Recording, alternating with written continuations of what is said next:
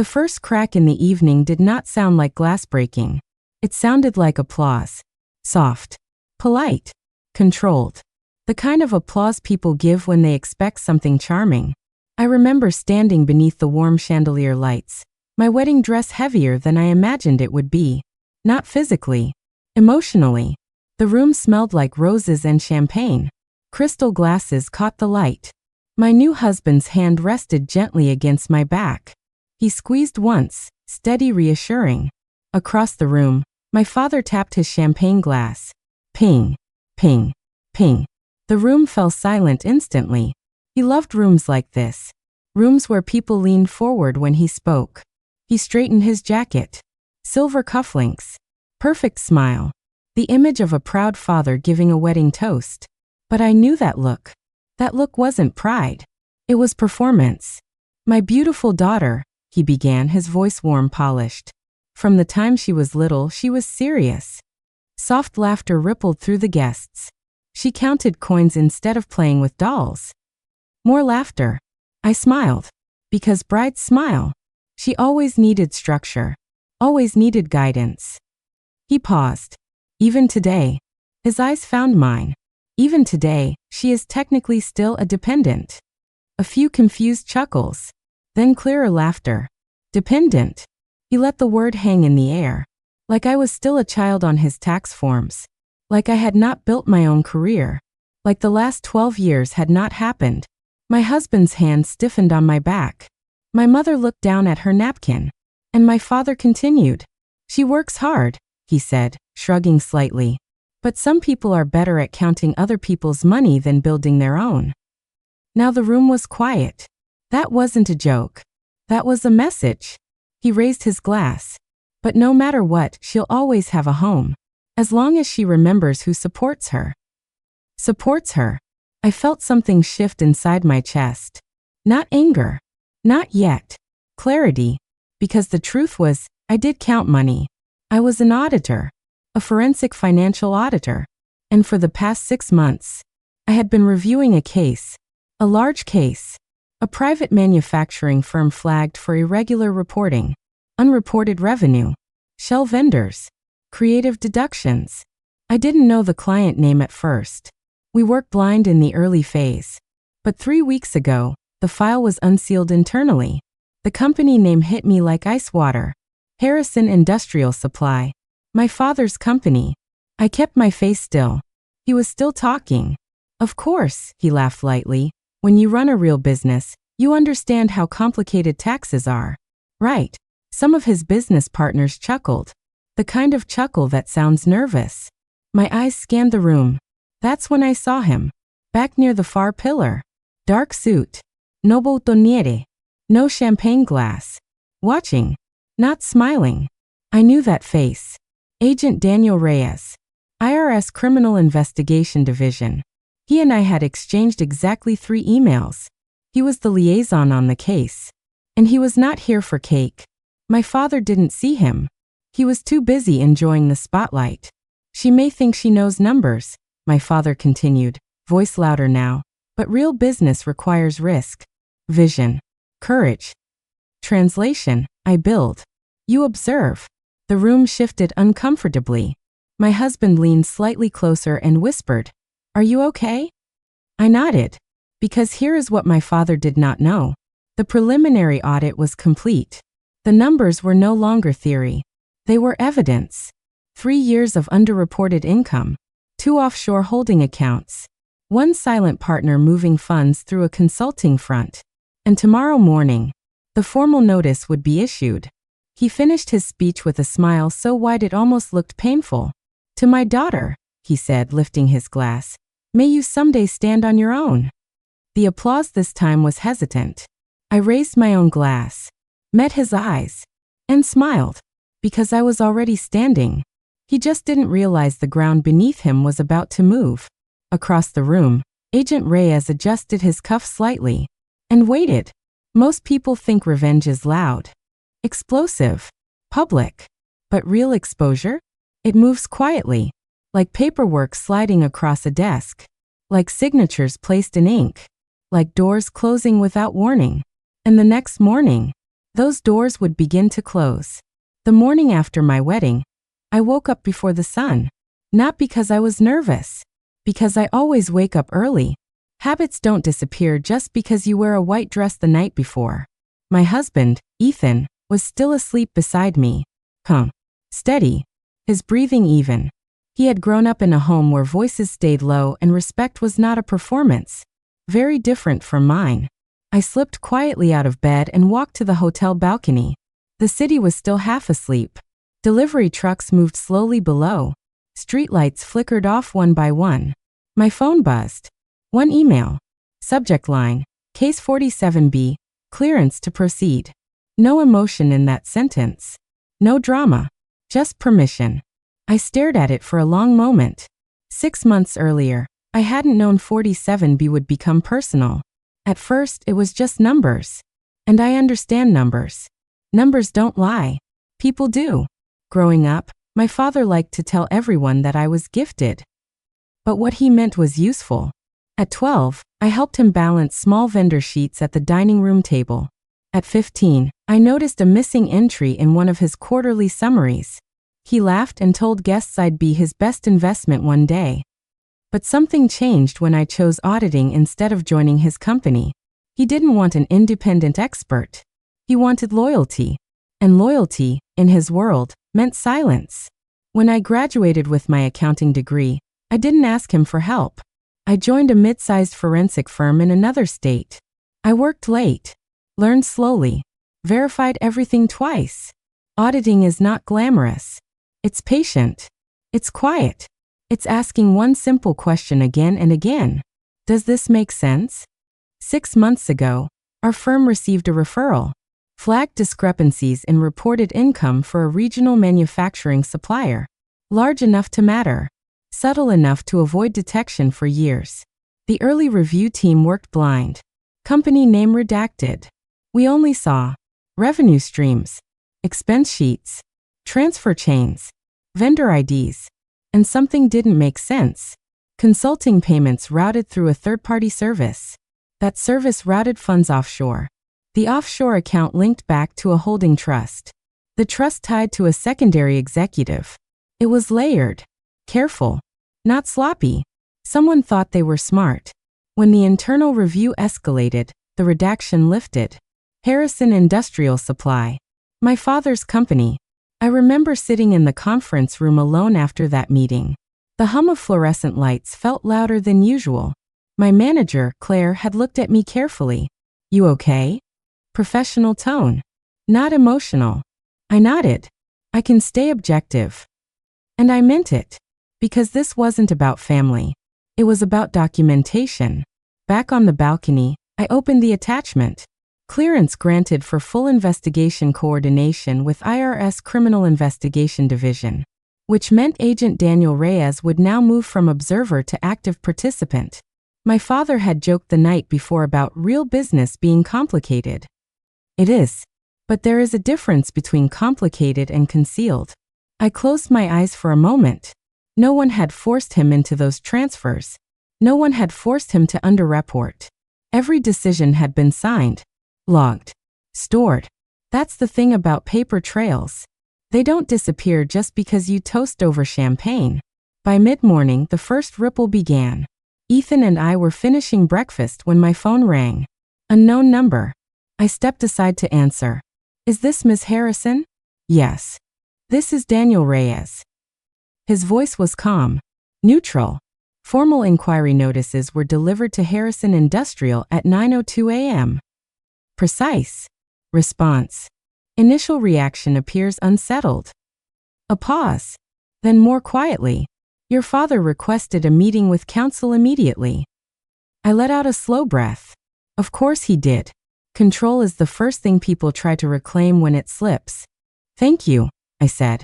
There will likely be contact attempts, Reyes added. From his team. Possibly directly.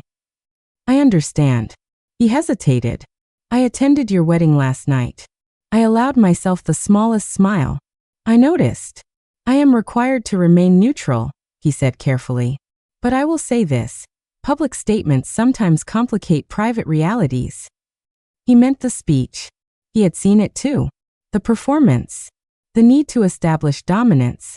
He ended the call politely. No threats, no promises, just process. By early afternoon, the calls started. First from my mother, her voice tight. Your father received some kind of notice. Something about reporting errors. Errors. That word people use when they hope mistakes sound accidental. I'm aware, I said. Silence on the line. You wouldn't know anything about this, would you? Careful. Testing. I looked out over the city again. Clouds were gathering now. Slowly. I do my job, I said simply. Her breathing shifted. You should come by tonight. It wasn't a request. It was an attempt to re-establish position. I declined. Politely. At 4:17 p.m., I received an email forwarded by Claire. Attached, a statement from Harrison Industrial's legal counsel.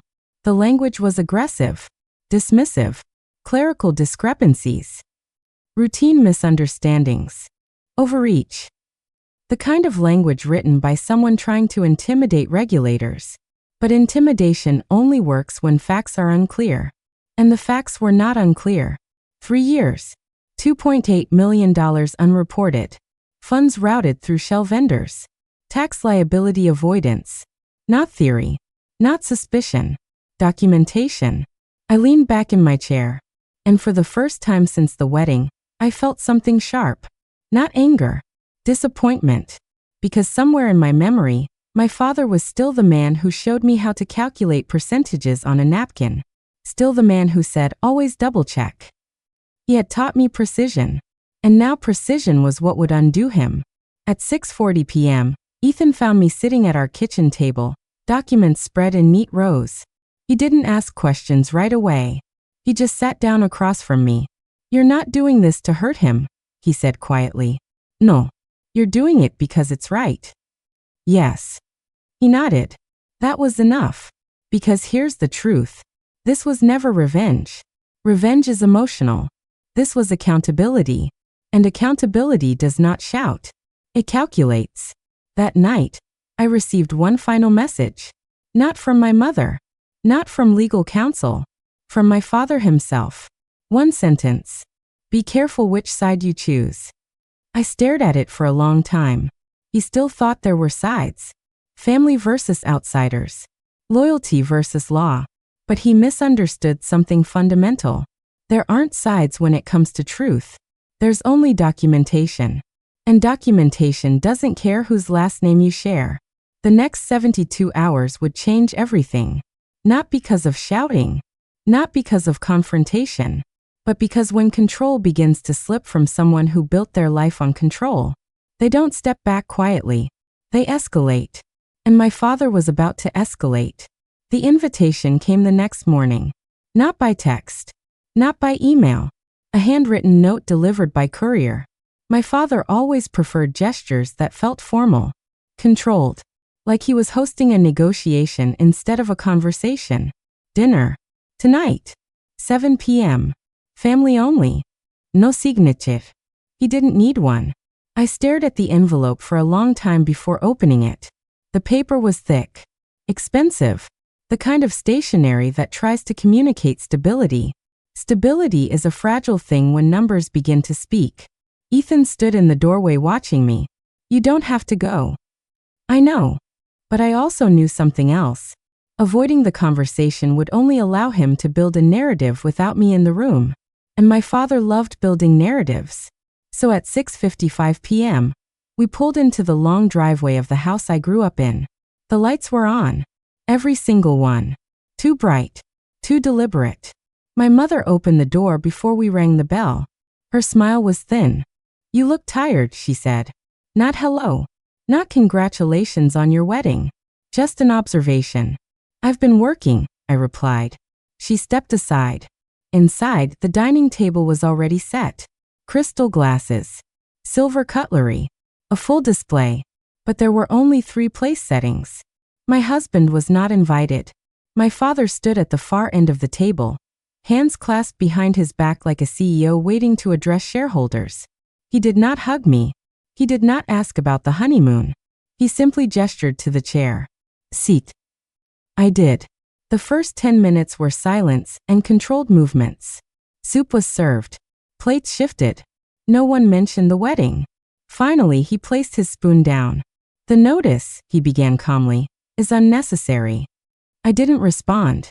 "It's a misunderstanding," he continued. "Aggressive interpretation of perfectly legal strategies." I folded my hands in my lap. "Then documentation will clarify that," I said evenly. His jaw tightened. "You're listed as an auditor on the case." Not a question. A statement. "Yes." "And you didn't think to tell me?" "I don't disclose active investigations." His eyes sharpened. "You're my daughter." "I'm a licensed professional." There it was. The line. He leaned back slowly. "I built everything you've benefited from. Mom and I contributed to the household in other ways." "That's not what I mean." Of course it wasn't. He meant power. He meant influence. He meant the silent understanding that family protects family.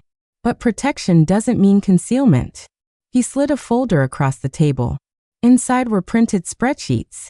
Highlighted sections circled in red. "These," he said, "are interpretations. Timing differences. Standard optimization." I recognized the pages immediately. They were partial. Selective. Certain columns missing. "Where are the consulting contracts?" I asked. His fingers tapped once on the table. "Internal agreements." "With offshore routing?" Silence. My mother shifted in her seat. "You don't understand how complicated scaling a company can be," my father said, voice tightening. "I understand that revenue reported doesn't match transfers logged." His voice rose slightly. "Transfers for expansion. Then why route through shell vendors?" His fork hit the plate harder than intended. "You sound like them." "I sound like the numbers." The air in the room felt thinner. He leaned forward now. "Do you have any idea what this will do to the company? To our name?" I held his gaze. "Transparency doesn't destroy companies. Concealment does." For a moment, I thought he might explode. Instead, he changed tactics. The tone softened. Dangerously. "You've always been precise," he said quietly. "Too precise." I didn't respond. "You were never good at seeing the bigger picture." "And what's the bigger picture?" "Legacy." There it was again. He believed legacy meant maintaining image at any cost. But legacy built on distortion collapses eventually.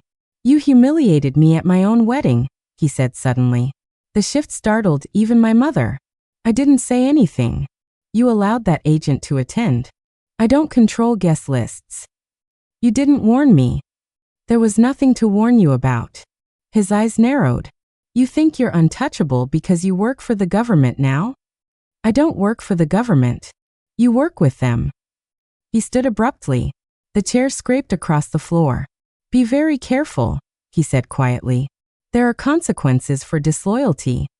There it was. Not love. Not disappointment.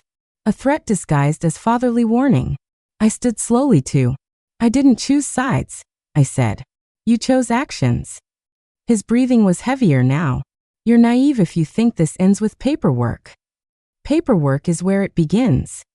I walked toward the door. My mother finally spoke. "You're going to regret this." I paused. "No," I said softly. "I'm not." Because regret comes from ignoring what you know is right. And I had already made my decision. Outside, the night air felt cooler than expected. Ethan was waiting in the car. He didn't ask for details immediately. He just looked at my face. "It escalated," I said. He nodded slowly. "That means he's scared." And he was. The next morning, escalation came quickly. Harrison Industrial filed a public statement. Routine review. Confident in compliance. Strong financial standing. But inside the firm, something else was happening. 2 senior managers resigned. A vendor froze shipments. And a confidential tip came into our office. Claiming internal pressure to backdate documents. When fear enters a building, loyalty weakens. People start protecting themselves. Agent Reyes called that afternoon. "We received internal testimony," he said. "From inside the company?" "Yes." "Voluntary?" Yes. That meant one thing. The cracks were widening. Your father is requesting a private meeting with senior officials, Reyes added. Attempting to negotiate? Attempting to contain. Control again. Always control. By evening, my phone lit up with messages from extended family. Confused. Concerned. Curious. My father had begun making calls. Framing the narrative. She's misunderstood something. She's overreacting. She's being influenced. He was preparing the battlefield socially. But here's what he forgot. This wasn't about perception. It was about records. And records don't adjust themselves to protect reputations. That night, as I reviewed new internal statements, I found something that made my stomach tighten. A secondary trust. Registered 2 years ago. Beneficiary my mother. The routing pattern was clear. Funds diverted under consulting fees. Transferred offshore. Returned through a holding structure. Declared as asset protection. It wasn't just optimization. It was concealment layered intentionally. And it implicated more than just him. I closed the file slowly. This was no longer about humiliation at a wedding. This was about unraveling something much larger. Family. Marriage. Assets. Control. And now, exposure. The next phase would not be quiet. Because when someone realizes the walls are closing in, they don't just defend. They strike. And my father was about to make a move that would change everything. The first public move came 3 days later. It wasn't dramatic. It wasn't loud. It was strategic. At 9:12 a.m., an article went live in a regional business journal. Harrison Industrial under review. Sources suggest internal miscommunication. Internal. Not external. Not federal. Internal. By 9:26 a.m., a second article followed. This one included a quote. A junior financial professional close to the situation may have misinterpreted standard restructuring practices. Junior. Misinterpreted. I stared at the screen. He wasn't just protecting himself. He was building a case against me. By 10:03 a.m., my firm's managing partner called. We've received an inquiry, he said calmly. They're implying conflict of interest. Of course they were. That was the move. If they couldn't deny the numbers, they would question the messenger. Are you comfortable continuing? He asked. Yes. And I was. Because conflict of interest requires bias. And bias requires distortion. I had documented everything. Every review had been co-signed. Every step peer verified. My work was cleaner than his ledgers. But it didn't stop there. At noon, I received an official notice. Harrison Industrial had filed a motion questioning procedural validity due to familial involvement. Translation. She's doing this because she's angry. She's emotional. She's retaliating. I almost laughed. Anger is loud. This process was not loud. It was documented. Ethan came into my office and saw the expression on my face. He's escalating. Yes. Is it working? I shook my head slowly. No. But it tells me something. What? He knows the numbers can't be defended. By late afternoon, my phone buzzed with a number I didn't recognize. I answered. This is Mark Ellison. The name meant nothing at first. Then it clicked. Chief Operations Officer. My father's second in command. I shouldn't be calling you, he said quietly. His voice carried the weight of someone who hadn't slept. Then why are you? I asked. A long pause. Because this is going further than you think. My chest tightened slightly. Explain. There are records you haven't seen. My pen stilled over my notebook. Go on. There was internal pressure, he said. Quarterly targets. Public perception. Investors. And some of us were told to sign. Sign. Backdate. Approve. He exhaled slowly. I won't lie for him anymore. There it was. The crack inside the fortress. Why now? I asked. Another pause. Because yesterday he told us you were unstable. Silence filled my office. He said you were retaliating for personal reasons. My jaw tightened. He's preparing to discredit you fully. And you. I'm protecting myself. Honesty. Raw. Practical. When can you provide documentation? I asked. I already have. That evening, an encrypted file landed in my inbox. Inside were internal emails, direct instructions, language that wasn't ambiguous. Adjust before submission. Reclassify. Delay reporting. Not suggestions. Directives. Signed with his initials. The pattern was clear. This wasn't one aggressive accounting decision. It was systematic, layered, and sustained. I forwarded everything to Claire and Agent Reyes. No commentary. Just facts. An hour later, Reyes called. Mr. Ellison has agreed to provide sworn testimony. That was fast. He's concerned about personal liability. Fear shifts loyalty quickly. Where does this put us? I asked. In position, Reyes said calmly. His voice never changed. Even now. Formal escalation request has been filed. Search warrants are being prepared. Search warrants. The words felt heavier than I expected. This was no longer a review. It was active enforcement. That night, my mother called again. But this time her voice wasn't controlled. It was shaken. They were at the office today. Who? Officials? Yes. Your father says this is your fault. I closed my eyes slowly. This is the result of decisions he made. You could stop this. No. You're destroying us. The words lingered. Destroying us. I thought about my wedding night. About the word dependent. About how easily he framed support as leverage. About how quickly he framed compliance as loyalty. I didn't destroy anything, I said quietly. I just didn't hide it. She hung up.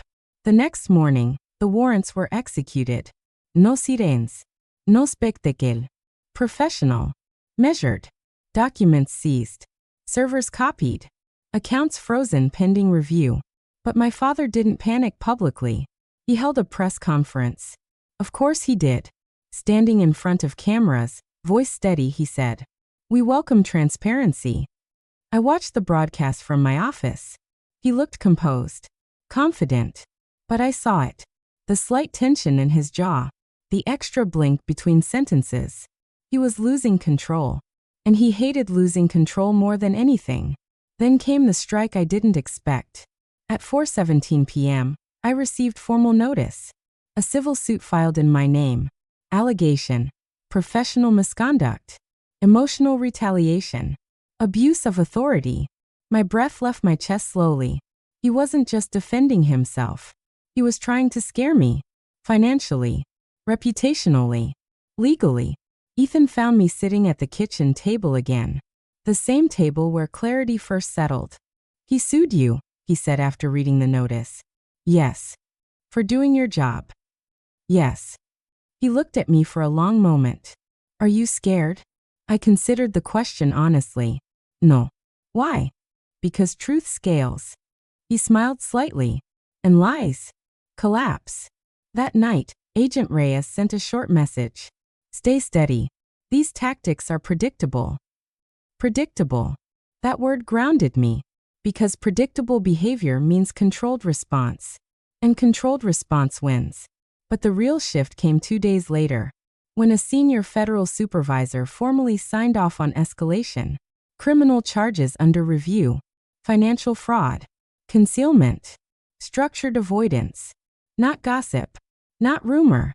Not family drama. Federal review. The weight of that settled in my chest slowly. This was bigger than humiliation. Bigger than reputation. This was accountability at scale. And then something unexpected happened. An investor withdrew publicly, citing ethical concerns. Stock value dipped. Not dramatically, but visibly. That was the moment my father truly understood. Not when the warrant arrived. Not when Ellison testified. When money reacted. Because money is the only language he never ignored. That evening he called. Not text. Called. His voice was different. Less sharp. More controlled. You've made your point. I stayed silent. What do you want? There it was. He still believed this was negotiation. I want compliance. That's naive. No, I said calmly. That's basic. He exhaled slowly. You think this ends well for you? I think it ends honestly. A long silence. Then quieter. You don't understand the damage this causes. I understand exactly. He didn't argue further. He hung up. For the first time since this began, he had no script. The charges were not yet filed, but the structure was collapsing. And when someone built their identity on dominance, collapse feels like annihilation. The final phase was approaching. Not explosive, not chaotic, but decisive. And it would not happen in a courtroom.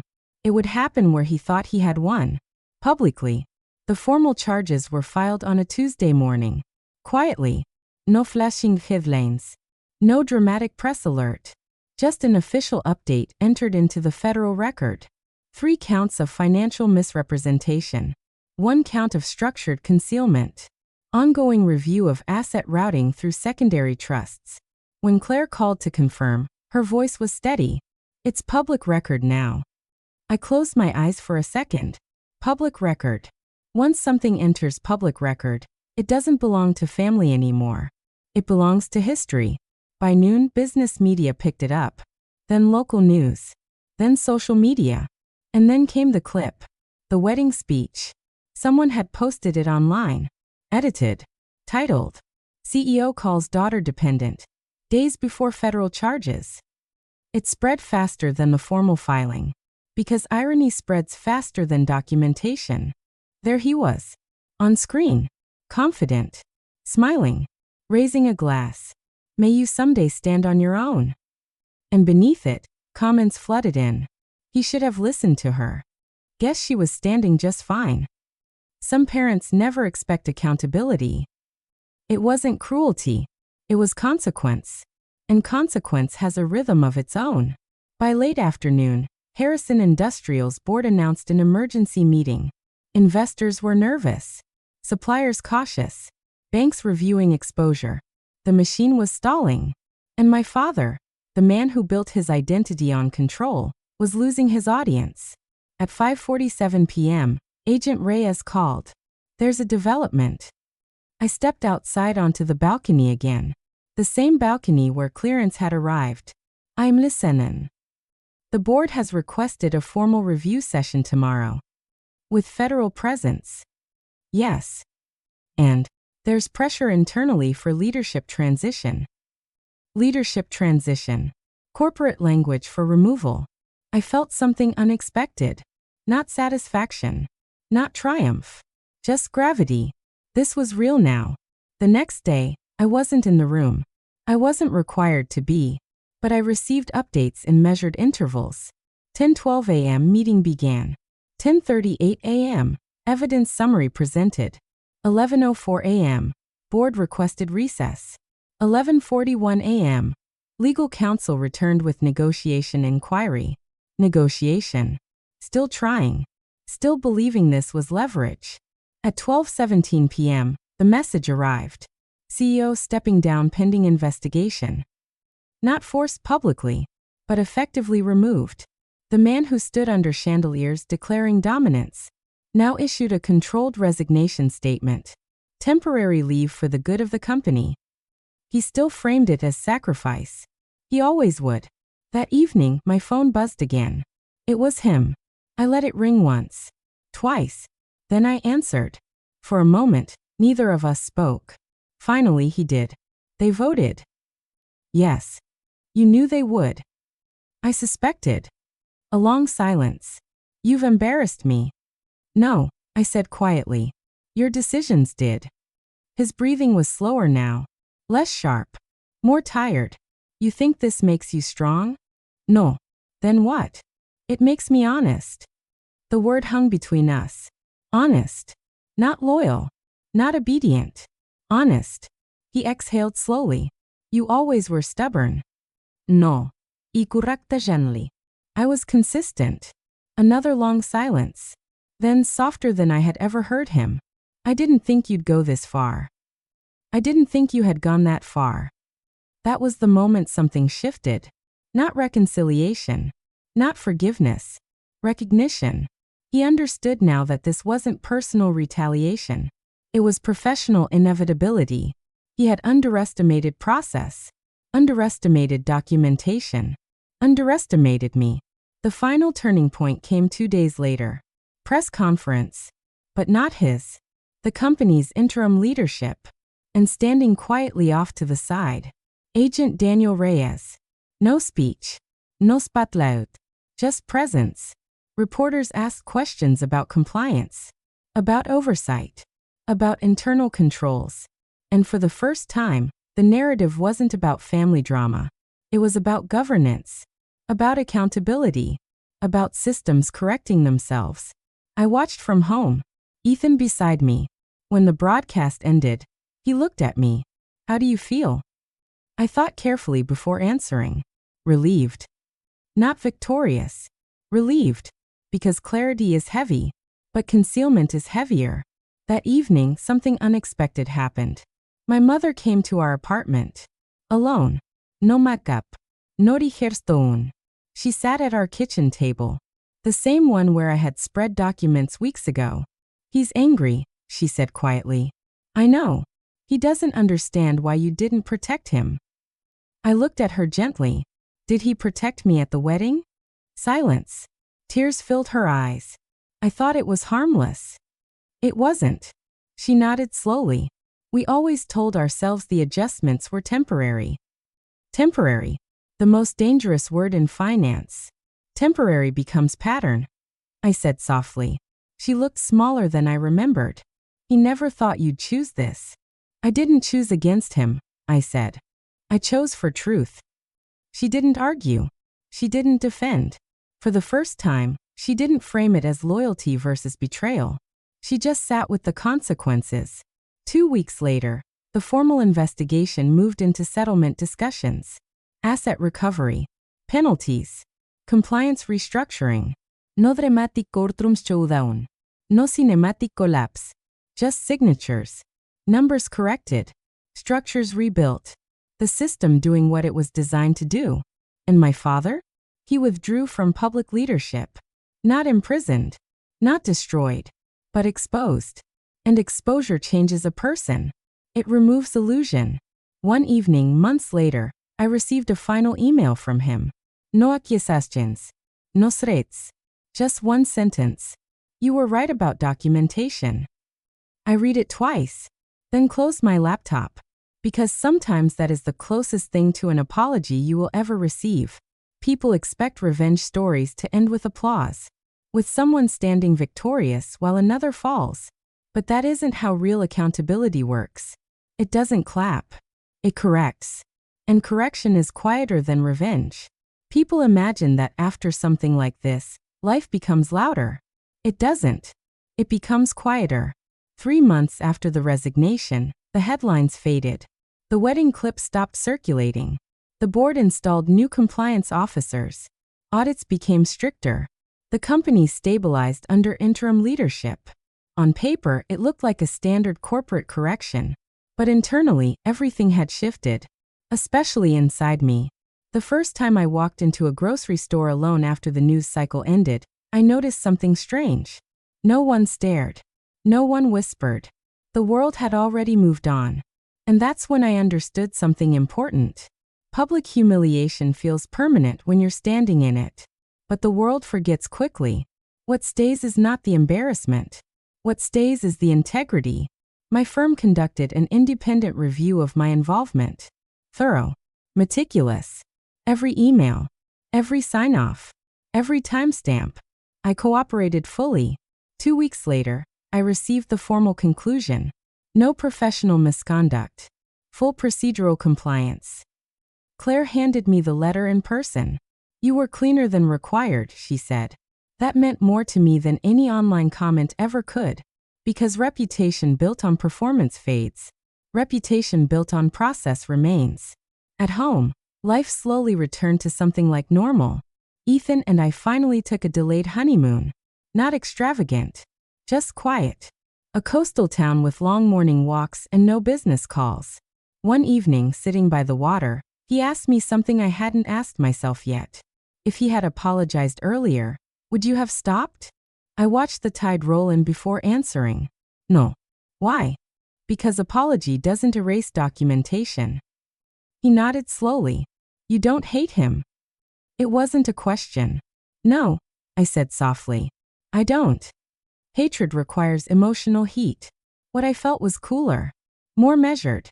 I felt distance. And sometimes distance is healthier than anger. My mother called occasionally. Conversations became smaller, less defensive, more honest. She admitted she had known about adjustments.